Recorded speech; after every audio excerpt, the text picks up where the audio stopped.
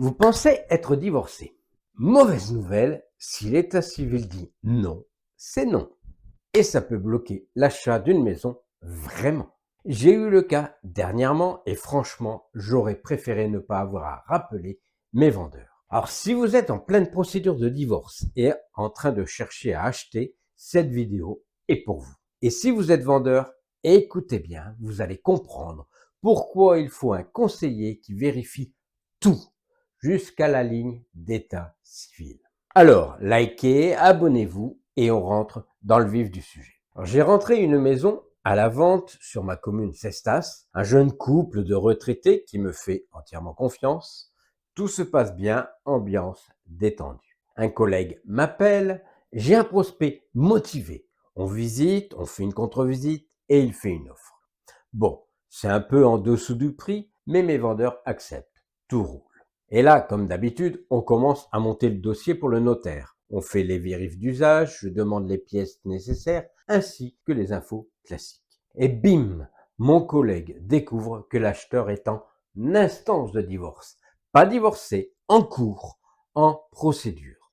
Le gars pensait que c'était bon, que tout était OK, mais non. Et là, le problème, c'est son régime matrimonial. Et justement, restons un moment sur les régimes matrimoniaux, parce que ce n'est pas juste un détail juridique, ça peut faire ou défaire une vente. En premier, le régime légal de la communauté d'acquis, sans contrat de mariage. C'est le plus courant. Dans ce régime, tout ce qui est acheté pendant le mariage est commun, même si c'est financé à 100% par un seul époux.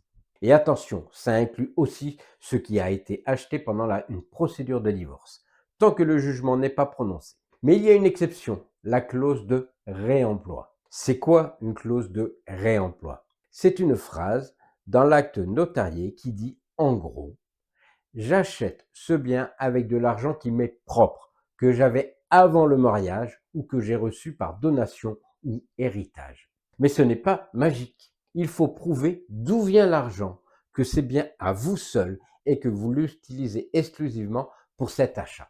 Et même avec cette clause, si le divorce n'est pas encore prononcé, le bien peut quand même être considéré comme commun. En deuxième, le régime de la séparation de biens. Là, pas de mélange. Chacun achète, vend, finance ce qu'il veut. Mais attention, même dans ce régime, si un bien est acheté à deux, sans préciser les parts, il est présumé à 50-50. Donc même là, il faut faire attention à ce qui est écrit dans l'acte d'achat. Une exception existe toutefois pour la résidence du couple. Pour la vendre, il est nécessaire d'obtenir l'accord des deux époux, même si le bien appartient à un seul d'entre eux. En 3, le régime de la communauté universelle. Celui-là, c'est la totale fusion. Tout est mis en commun, même ce que chacun avait avant le mariage ou reçoit pendant. C'est pratique quand tout va bien, mais pendant un divorce, c'est un vrai champ de mine. Acheter un bien pendant la procédure, c'est comme poser une bombe à retardement chez le notaire. Et le divorce, dans tout ça, la date importante, ce n'est pas la signature chez l'avocat ni la demande, c'est la date du jugement de divorce. Et surtout, sa transcription à l'état civil. Avant ça, juridiquement, vous êtes toujours marié et le régime matrimonial reste actif. Certains divorces amiables permettent de prévoir une rétroactivité des effets patrimoniaux, mais ça ne vaut qu'entre les époux, pas vis-à-vis des tiers. Donc, la banque, le notaire, l'administration fiscale, etc., eux, ils ne reconnaîtront pas la rétroactivité. Et un dernier truc que peu de gens savent. Même si vous pensez que l'achat est pour vous seul, les créanciers peuvent venir frapper à votre porte. Parce que le bien, tant que le divorce n'est pas transcrit à l'état civil, est considéré comme un bien commun vis-à-vis des tiers. Donc, si votre ex a une dette ou si un créancier cherche à saisir la maison que vous venez d'acheter, peut être concerné. Reprenons notre histoire. Son avocate lui confirme qu'il est encore juridiquement marié et que s'il achète maintenant, le bien pourrait être commun avec son ex. Donc, moi, je dois rappeler mes vendeurs et leur annoncer que l'offre, elle tient pas et que je remets le bien en vente. Heureusement, j'ai déjà reprogrammé des visites. Mais cette histoire, Elle montre un truc.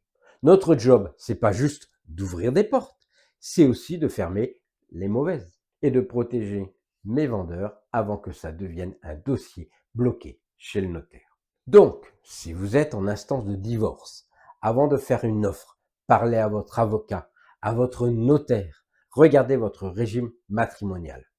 Vérifiez la date du jugement et si possible, attendez que le divorce soit officiel. Et si vous êtes vendeur, assurez-vous que l'acheteur soit vraiment en capacité d'acheter.